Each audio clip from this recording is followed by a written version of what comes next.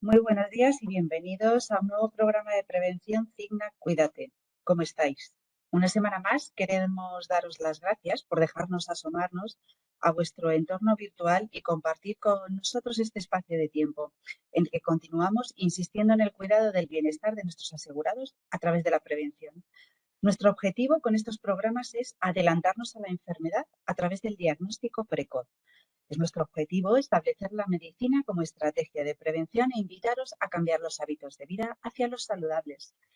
Como ya es habitual, contamos con María Sánchez, médico de nuestra plataforma de telemedicina Doctor Cigna, para hablar dentro de la prevención del cáncer, hoy en concreto sobre el cáncer de próstata.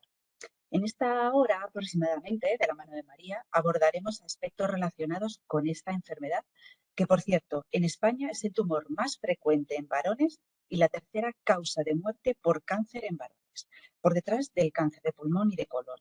Se estima que 1 de cada 8 hombres será diagnosticado de esta enfermedad. María incidirá sobre los factores de riesgo, manifestaciones clínicas y otros aspectos importantes para prevenir el cáncer. Os recordamos que tenéis el chat abierto para proponernos las preguntas y consultarnos todo aquello que queráis. Y como siempre, os enviaremos la grabación de la sesión junto con un pequeño dossier a modo de resumen del contenido que veremos en esta jornada. Comenzamos. María, cuando quieras. Muchas gracias, Elena. Bueno, bienvenidos a una nueva sesión de nuestro programa Cigna Cuídate. Y hoy, como os decía Elena, estamos aquí para hablar del cáncer de próstata. Para los que no me conozcáis, aunque supongo que todos yo creo que ya nos ponéis cara, soy María, soy la doctora María Sánchez y soy una de las doctoras que están al frente de la telemedicina aquí en Cigna junto con la doctora Noelia Enríquez. Muchos de vosotros habréis tenido ya la oportunidad de, pues de conocernos a través de las consultas, pero bueno, insisto que estamos a vuestra disposición para cualquier duda o cualquier necesidad que tengáis desde el punto de vista médico para ayudaros en lo que podamos. Y como os decía, hoy hablaremos del cáncer de próstata. Va a ser una charla amena y bueno, lo que queremos de alguna manera también es que participéis y que planteéis todas aquellas dudas o preguntas que queráis al final de esta charla.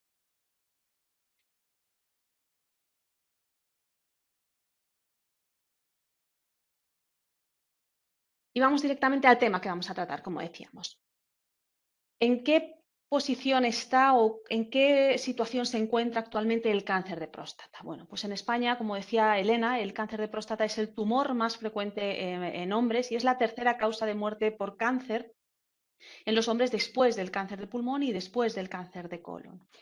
¿Cuándo se produce o cuándo es la mayor incidencia? Pues fundamentalmente en edades avanzadas. Suele darse en varones de edad avanzada aproximadamente el pico de máxima incidencia a partir de los 65 años. Pero como comentaremos ahora, cuando hablamos de los factores de riesgo, es muy importante que no perdamos de vista aquellos cánceres que tengan también un componente hereditario, un componente genético, porque en esos casos puede darse incluso a edades más frecuentes. Es importante destacar algunos aspectos desde el punto de vista anatómico. Los que ya me conocéis, me gusta daros algunas pinceladas. ¿Para qué? Pues porque luego cuando hablamos de manifestaciones clínicas, si entendemos un poquito lo que es la anatomía de la próstata, entenderemos algunos de los síntomas que se producen. Y lo mismo entonces de cara fundamentalmente a la realización, por ejemplo, del diagnóstico precoz. La próstata es una glándula que envuelve y que rodea a la uretra. Si veis en la foto, entonces que veis aquí y que tenéis proyectada, veis que alrededor la próstata se encuentra aquí y está rodeando alrededor, entonces vamos a ver, está lo que es la uretra.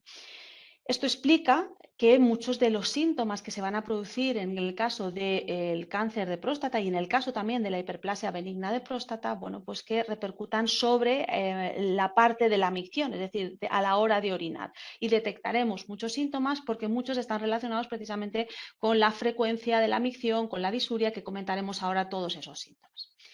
Desde el punto de vista anatómico, sí destacar que fundamentalmente dos zonas en la próstata. Hay una zona periférica, como veis aquí, si veis por aquí, una zona más externa, que es donde se origina fundamentalmente el cáncer de próstata. Y luego existe una zona, pues una zona un poquito más, una zona que se llama transicional o zona periuretral, que es donde se va a producir otra patología también conocida, yo creo, por muchos de nosotros, que es la hiperplasia benigna de próstata.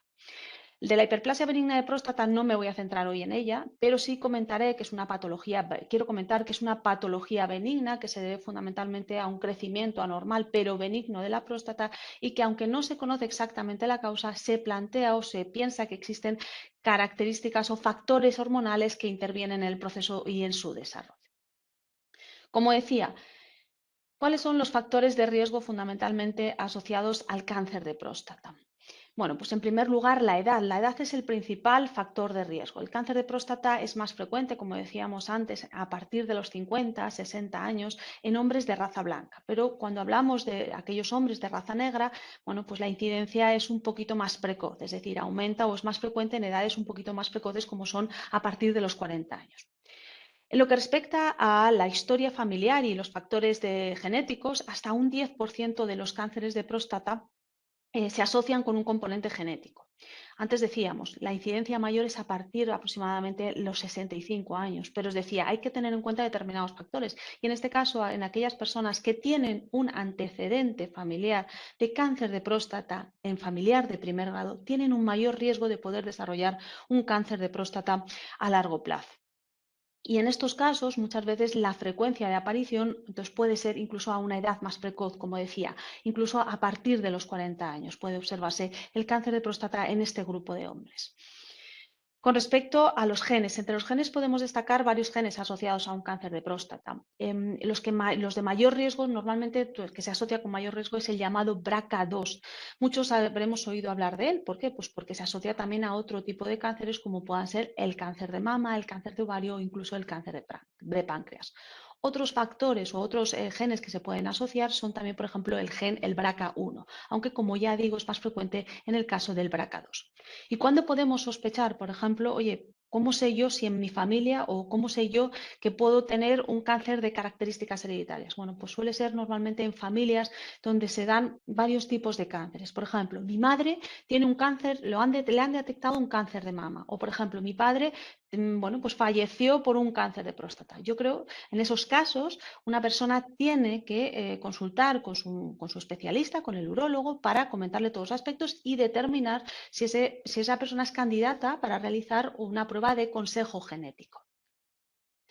Con respecto a la parte de las infecciones y las inflamaciones crónicas, existe poca evidencia a este respecto, pero se cree que las infecciones, por ejemplo, por un parásito que se llama Trichomonas vaginalis y por otra parte las prostatitis de repetición son patologías que pueden aumentar el riesgo de desarrollar a largo plazo un cáncer de próstata.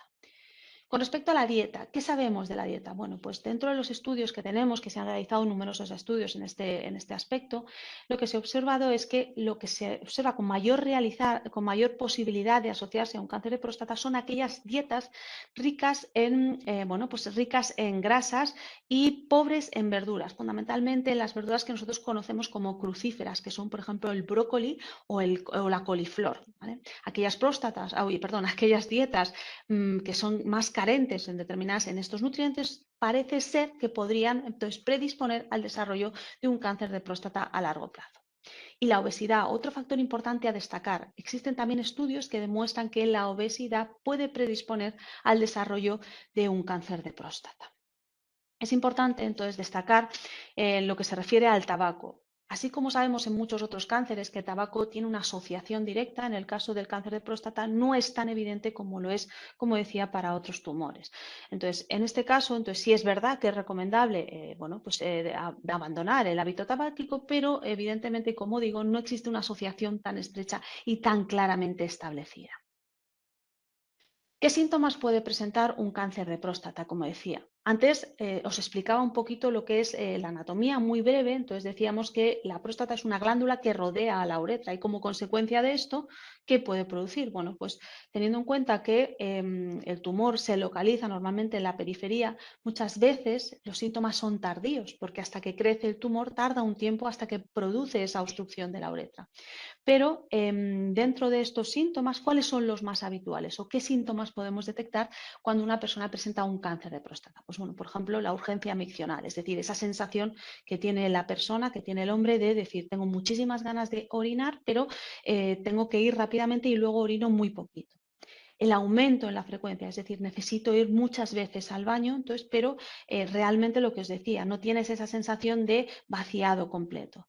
La necesidad muchas veces también es muy característico de levantarnos por la noche o de levantarse el hombre por la noche para ir a hacer pis. Ese también es un síntoma muy característico del cáncer de próstata, pero también muy característico, como decía antes, de la hiperplasia benigna de próstata. Por tanto, entonces son factores que tenemos que tener presentes porque cuando aparecen hay que contactar con un especialista.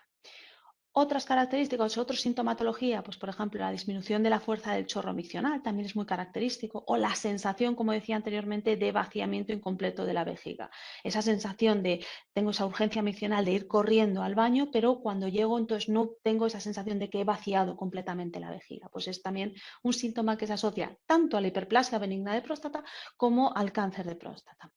¿Qué otros síntomas? No citaré todos, pero también, por ejemplo, por destacar alguno más, las alteraciones desde el punto de vista de la sexualidad, la disfunción a nivel de la erección o también, como decíamos, la presencia de dolor al orinar. También son síntomas característicos de la hiperplasia benigna de próstata.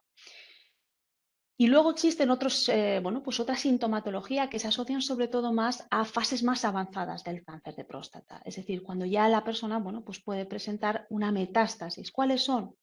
Pues, por ejemplo, la sensación, hay unos síntomas que son muy inespecíficos, que podemos hablar también de ellos en otros cánceres, como puedan ser el cansancio y la pérdida de peso. Pero, como decía, hay otros síntomas asociados al cáncer de próstata que se asocian a la presencia de metástasis. ¿Cuáles son? Pues, por ejemplo, dolores óseos debidos fundamentalmente al desarrollo de metástasis a nivel de los huesos. ¿Qué síntomas también? El de edema y la hinchazón de las piernas. O en casos ya un poquito más graves, puede existir incluso pérdida de la fuerza en las extremidades inferiores, fundamentalmente a la compresión de la médula espinal, que es lo que produce cuando hay una afectación de la columna vertebral. ¿Qué podemos decir del cáncer, de la detección precoz del cáncer de próstata? Bueno, pues aquí existen pues estudios, han existido durante muchos años numerosas contradicciones con respecto en relación a todas las sociedades científicas. ¿Por qué? Porque el hecho de que el cáncer de próstata sea un tumor con un periodo de latencia prolongado, pues ha llevado a confusión en cuanto a la necesidad de realizar un diagnóstico precoz y un tratamiento en pacientes en estadios tempranos. En el año 2012, una asociación americana, emitió un comunicado desaconsejando la realización del cribado en pacientes. ¿Por qué? Pues porque todo esto llevaba a un sobrediagnóstico y a un sobretratamiento de estos pacientes.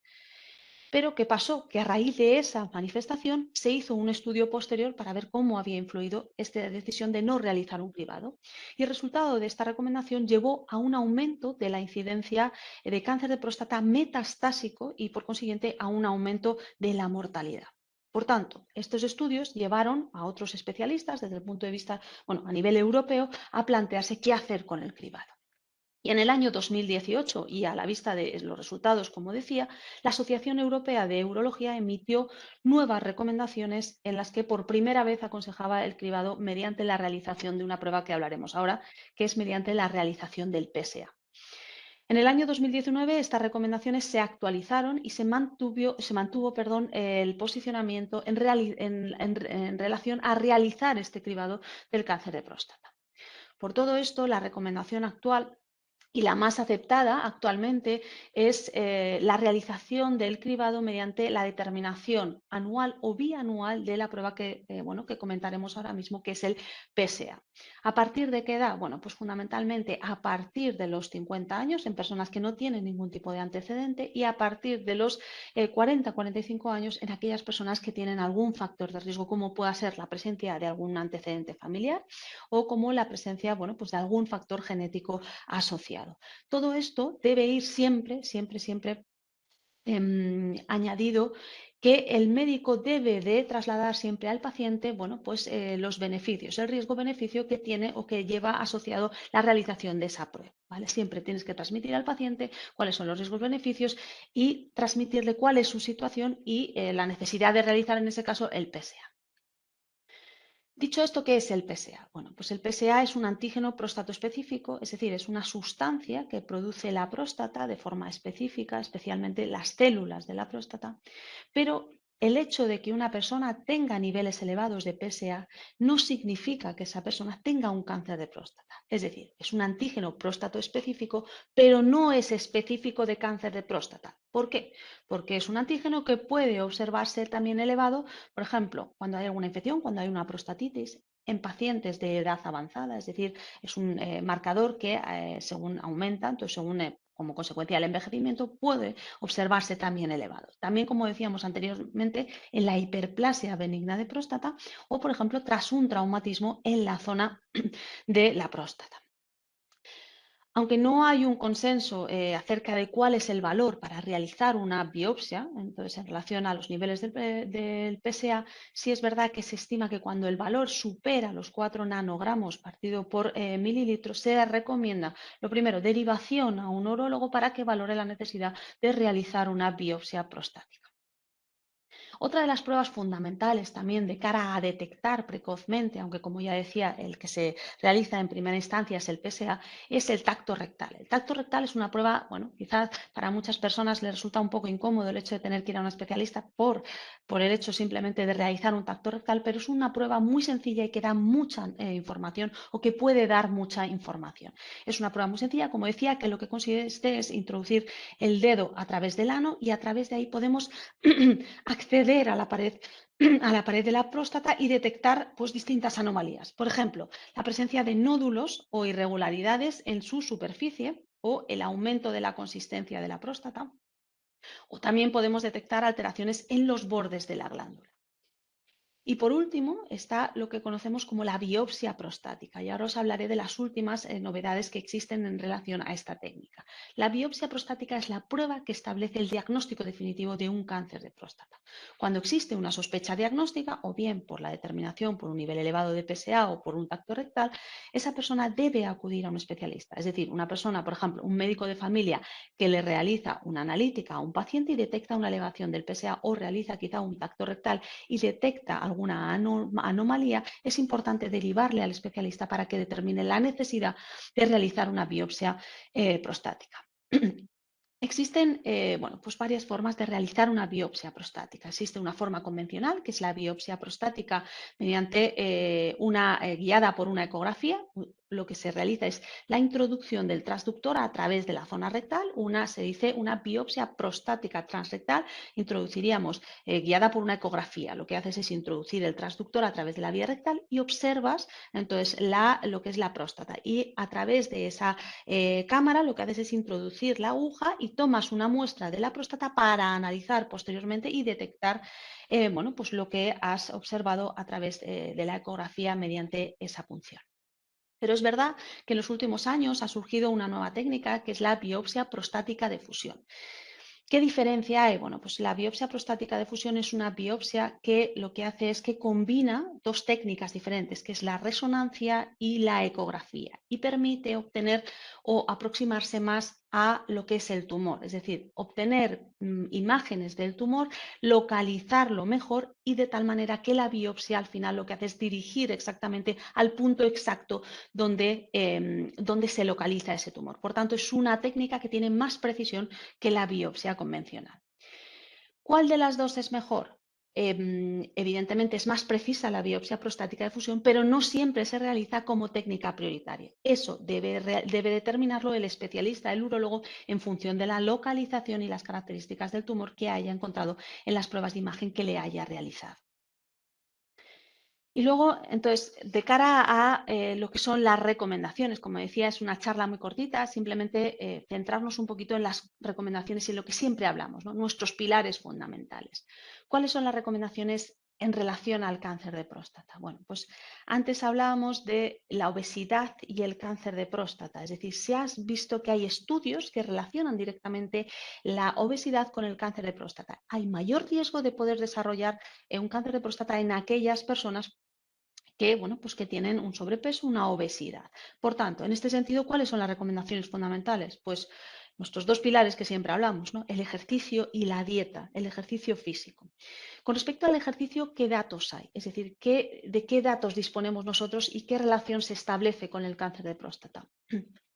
Hay que decir que los datos que relacionan la actividad física y el cáncer de próstata son contradictorios, pero lo que sí que es verdad es que existe una evidencia que aquellas personas mayores de 65 años que realizan ejercicio físico de forma vigorosa, parece que existe cierta protección al desarrollo de un cáncer de próstata a partir de esa edad.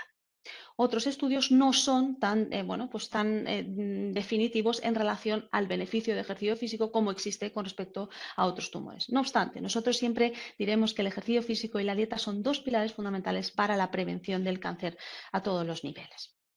Y en lo que respecta a la dieta, antes decíamos, factores que se han relacionado, factores de riesgo, estudios que haya sobre la mesa que a mí me indiquen que existe realmente una asociación entre cáncer de próstata y alimentación. Pues una dieta elevada o con alto contenido en grasas y por otro lado aquellas dietas pobres en vegetales, fundamentalmente lo que decíamos antes. Una dieta se ha relacionado sobre todo con aquellas dietas bajas en bajo contenido con lo que llamamos, como decía anteriormente, las verduras crucíferas, ¿no?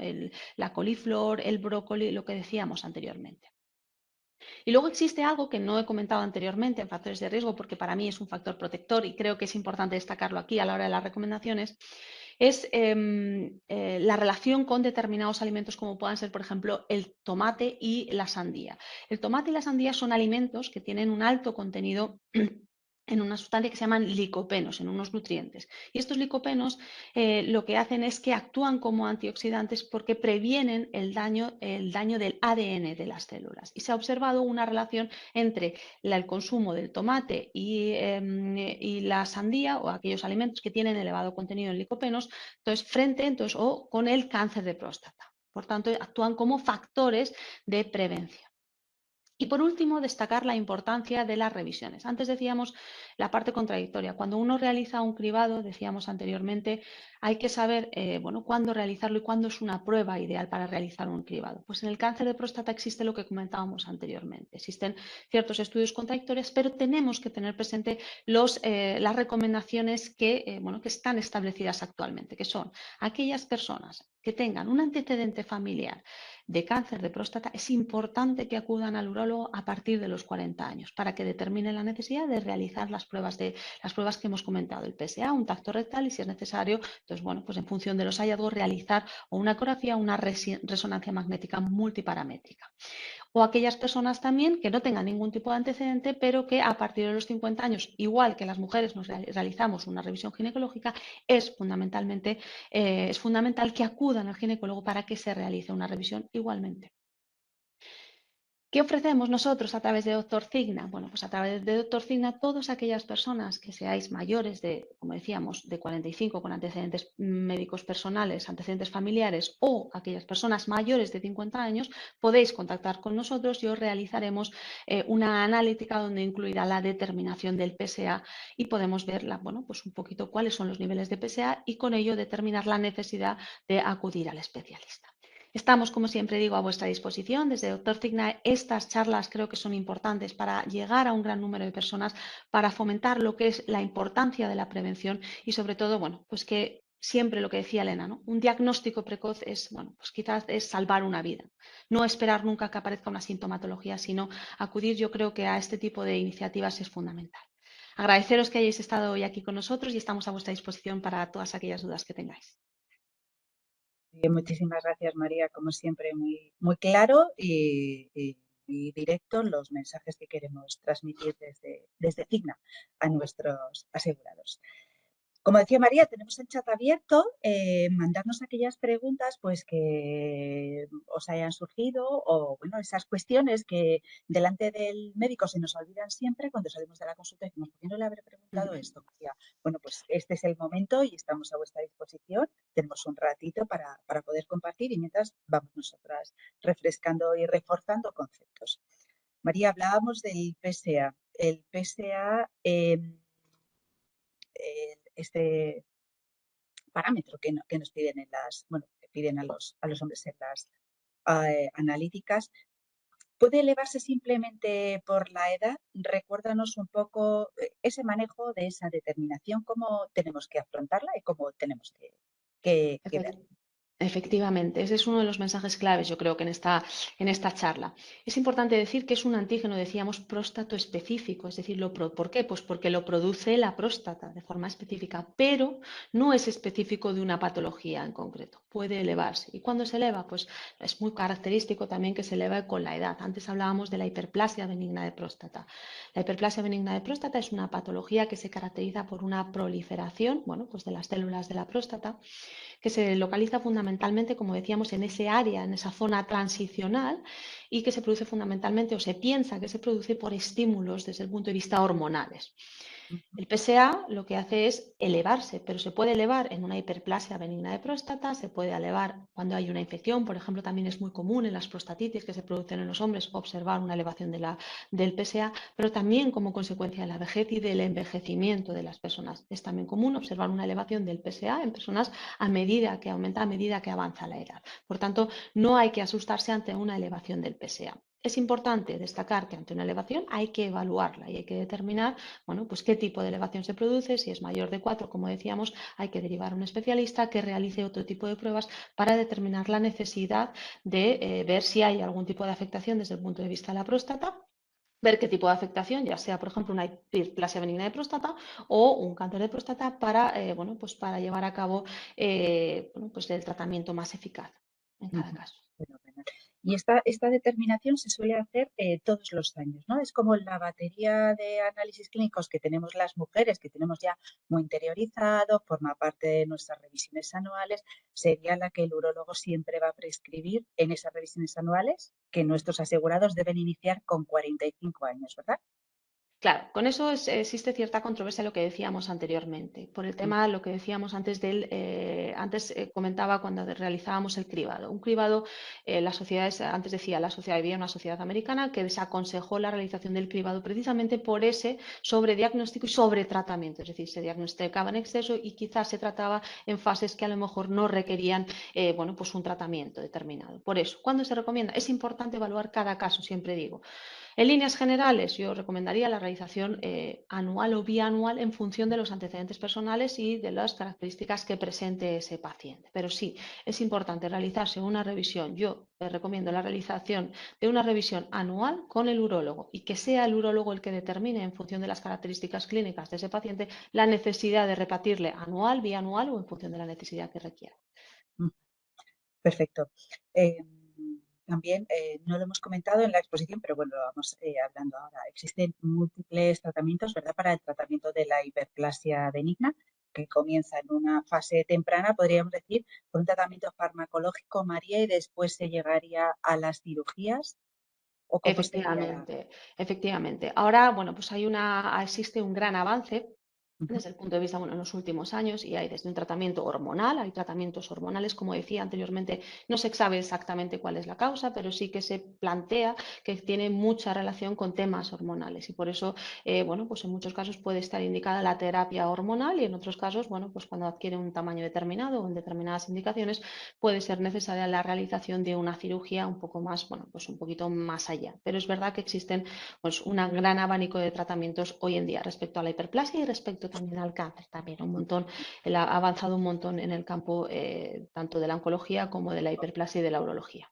Sí, es verdad, el otro día, bueno, revisando para preparar la sesión de hoy, pues hay cirugías muy tempranas, ¿no? Para la hiperplasia, que además pues tiene unas indicaciones muy concretas, con láser, con Eso, vaporización, que lo que hace es evitar esas grandes cirugías que más eso. allá pues ya tienen más complicaciones y efectos secundarios, ¿no? No deseados que son molestos y si podemos ir avanzando y, bueno, pues en manos de los profesionales, como siempre dice María, que nos vayan recomendando cuál sería Eso es. la adecuada para nuestro caso, Eso ¿no? es. Como bien dices, Elena, son cirugías menos invasivas a lo que Mm. eran anteriormente y actualmente, pues, en los últimos años han surgido muchas nuevas, bueno, pues, terapias y tratamientos dirigidas fundamentalmente con el tema del láser, que van, pues, fundamentalmente encaminados a un tratamiento menos agresivo y no tan invasivo, ¿no? De cara al paciente. Pero es verdad que en cada caso debe ser evaluado por un especialista y determinar, pues, cuál es el tratamiento más eficaz. Efectivamente. Y también muy relacionado con la calidad de vida que puedan tener, pues en este caso el paciente, ¿no? Y lo que refiera en consulta en la historia con, pues en confianza con su psicólogo y que pues que vayamos compartiendo con los médicos, que para eso están ahí, para ponernos en sus manos y contarles todas nuestras inquietudes y qué nos pasa para que ellos nos den el mejor plan terapéutico a nuestro caso. Nos preguntan, María, ¿podría refrescar los hábitos que se pueden realizar desde la prevención? Cuéntanos tus pilares. Muy importante, siempre los que ya habéis tenido la oportunidad de estar con nosotros, bueno, pues en otras sesiones siempre hablamos de los pilares fundamentales, entonces, y en este caso en el cáncer de próstata y también, entonces para otro tipo de cáncer es fundamental la dieta y el ejercicio físico. Hay muchos estudios en marcha, es decir, muchos estudios que están, bueno, que se plantean en relación al cáncer desde el punto de vista alimentario, al cáncer de próstata y el riesgo de poder desarrollarlo en función, entonces, muchas veces de la presencia de unos u otros. Los que he comentado son los que, bueno, pues los que hay cierta evidencia y cierta relación con la posibilidad de desarrollar un cáncer de próstata a largo plazo. Importante, siempre digo lo mismo, el hecho de que una persona tenga un factor de riesgo no significa que esa persona vaya a desarrollar un cáncer de próstata, pero sí es verdad que hay ciertos factores o que tienes más riesgo. Importante, la dieta y el ejercicio físico. El ejercicio físico es lo que decía, no hay unos datos que realmente nos indiquen que existe bueno, pues una disminución del riesgo en aquellas personas que lo practican de forma asidua, como pueden ser en otros tipos de cáncer. ¿Cuándo se ha visto que es efectivo? Fundamentalmente en personas mayores de 65 años que realizan un ejercicio bueno, pues vigoroso.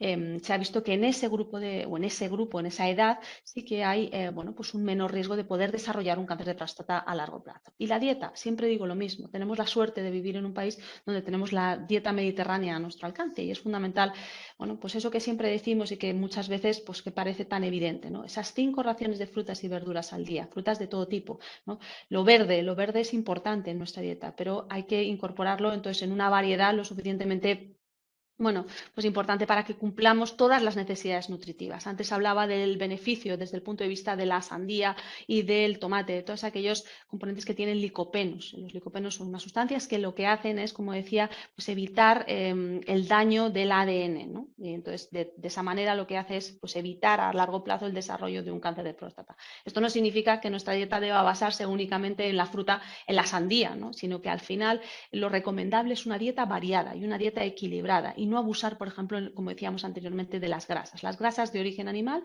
hay estudios que demuestran que una dieta rica en grasas de origen animal puede aumentar el riesgo de forma importante de desarrollar un cáncer de próstata a largo plazo. Por tanto, esos dos aspectos son fundamentales, evitar la obesidad, ejercicio físico y dieta. Y como siempre, realizar las revisiones urológicas que decíamos anteriormente a partir de las edades que hemos comentado, teniendo siempre muy presente pues la parte de los antecedentes personales.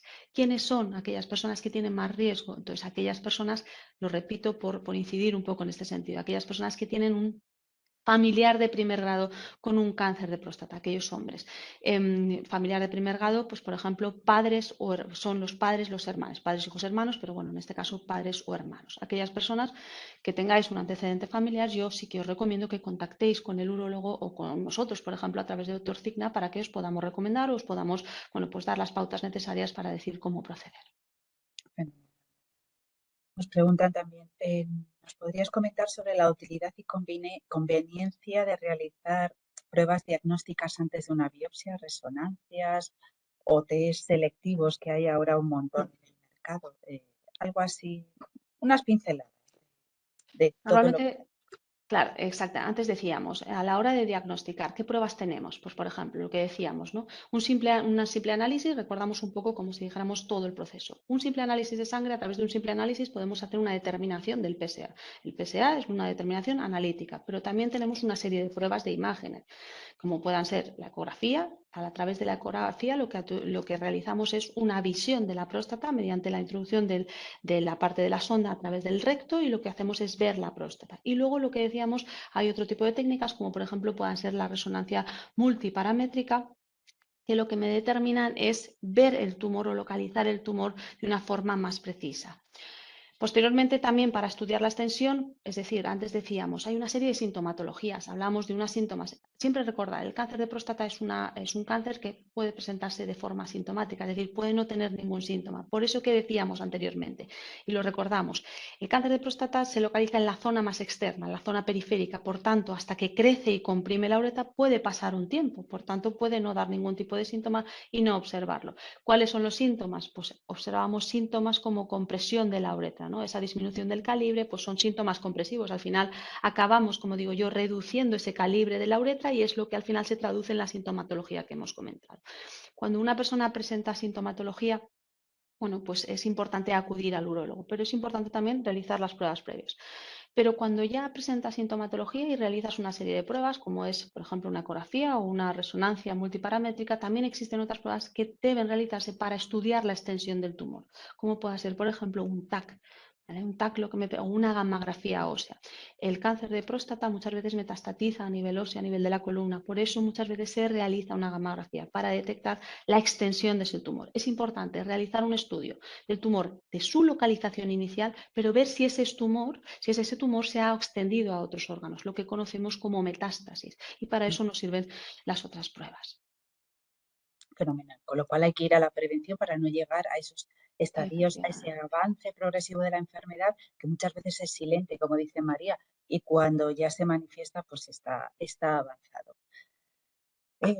María, lo difícil aquí es que yo lo que más complicado veo es, desde el punto de vista paciente, el que nos tomemos en serio que los médicos prescribáis deporte y dieta, porque muchas veces vamos a las consultas y es verdad pues que no estamos pues, en unas fases en las que necesitemos mucho más allá de esa prevención primaria, que es a la que vamos dirigidos si queremos llevar la medicina y trabajar la medicina, ¿no? El que salgamos de las consultas con esa receta de haga usted ejercicio con más sano y nos lo tomemos en serio, porque es que no nos lo tomamos en serio.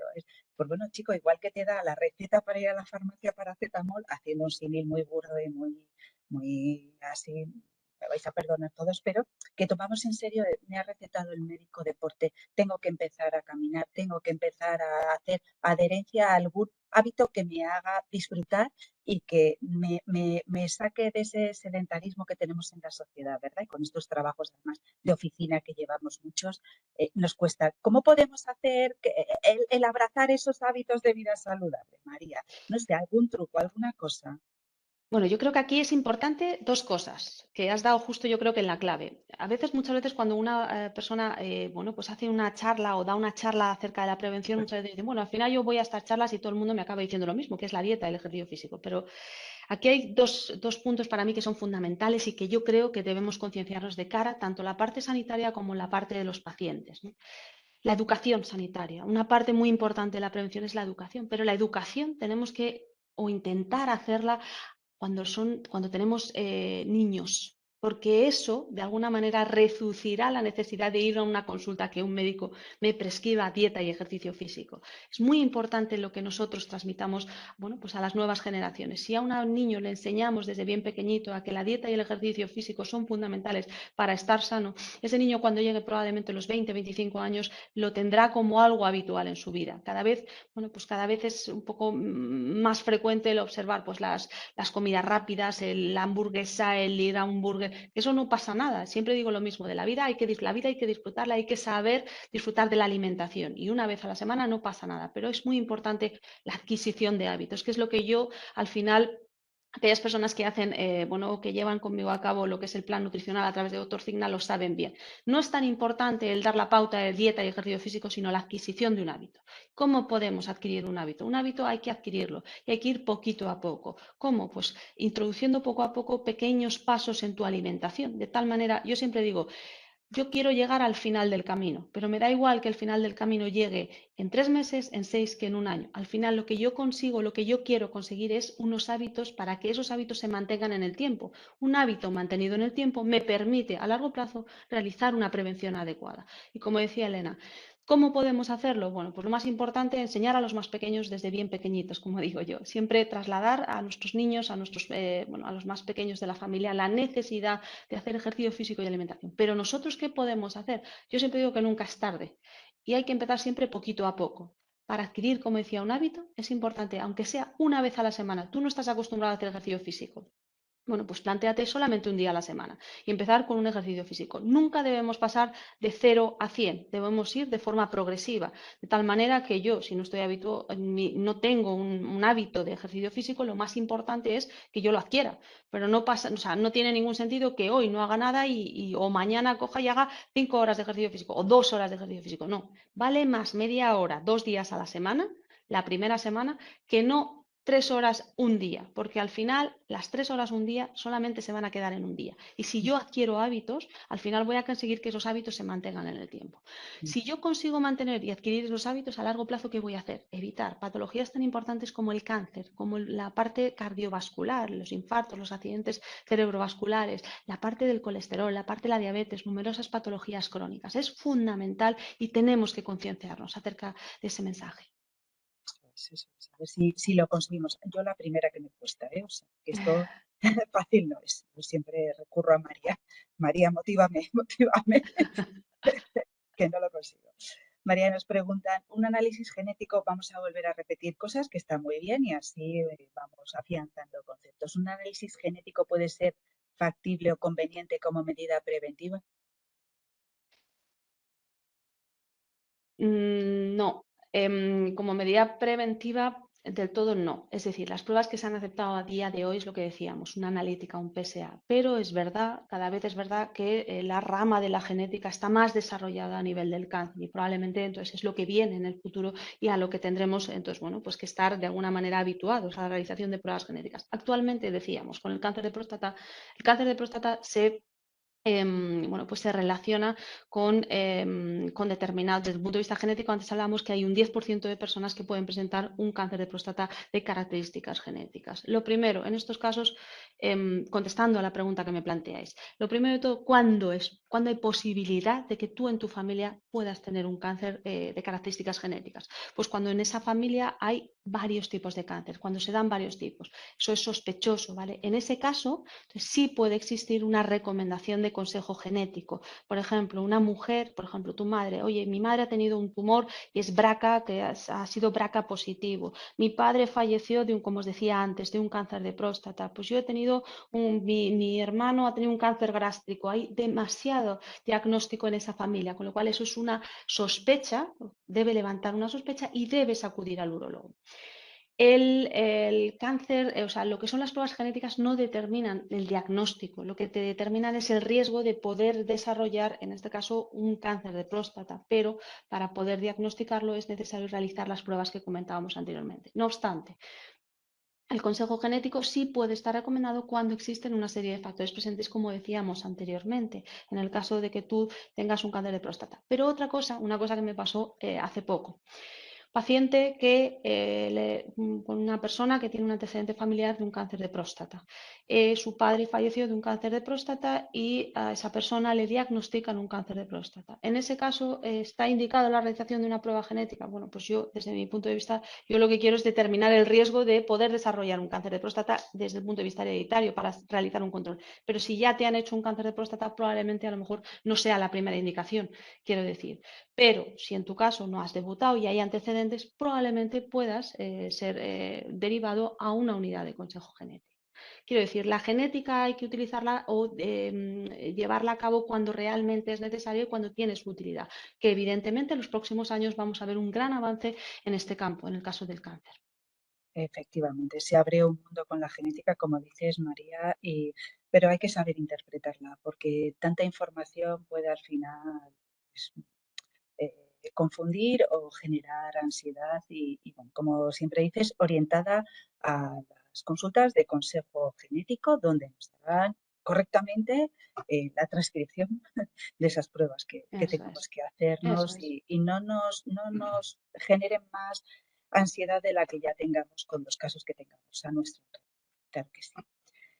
María, pues yo creo que hasta aquí hemos llegado, que hemos tratado la próstata como debía y en su lugar, que siempre nos centramos mucho en la mujer con la mama, pero hay que centrarse en los varones y en la próstata porque tiene miga y tiene unas cifras que tenemos que cuidar entre todos y trabajarla.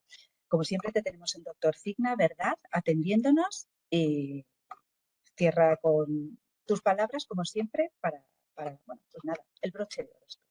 Bueno, agradeceros como siempre que estéis hoy aquí con nosotros, que hayáis reservado un hueco en vuestra agenda, bueno, pues para pasar un rato hablando de prevención.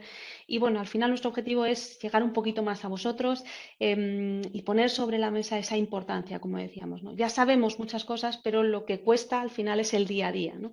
Siempre digo, no es necesario llegar a tomarte, bueno, pues un tratamiento para el colesterol cuando previamente a lo mejor puedes hacer dieta y ejercicio físico y que sea igual efectivo, ¿no? Pues esto es un poco nuestro objetivo, ¿no? Concienciaros acerca de la prevención, concienciarnos incluso nosotros, porque también muchas veces nosotros damos consejos y al final pues nuestro día también se complica y es difícil hacer dieta, ejercicio físico y todo como todo el mundo, ¿no? Pero bueno, queremos animaros a que, bueno, a que os unáis a nosotros a estas sesiones y a que, bueno, en un futuro también nos planteéis un poco cuáles son vuestras necesidades, qué queréis que hablemos, qué temas queréis que tratemos. Al final, bueno, nos tenéis en Doctor Cigna, tanto a, bueno, pues a todo nuestro equipo de medicina, de enfermería, estamos a vuestra disposición para resolveros todas aquellas dudas que tengáis. Muy bien, muchísimas gracias, María. Y hasta aquí nuestro programa de hoy. Agradeceros a todos la participación en la misma. Estad atentos a las siguientes convocatorias de nuestros programas de prevención en los que seguimos esperando contar con todos vosotros. Como siempre, no nos cansaremos de recordaros que acudir a un especialista a tiempo es una variable de protección a futuro, así como escuchar a nuestro cuerpo en todos sus aspectos. Cuidaros mucho.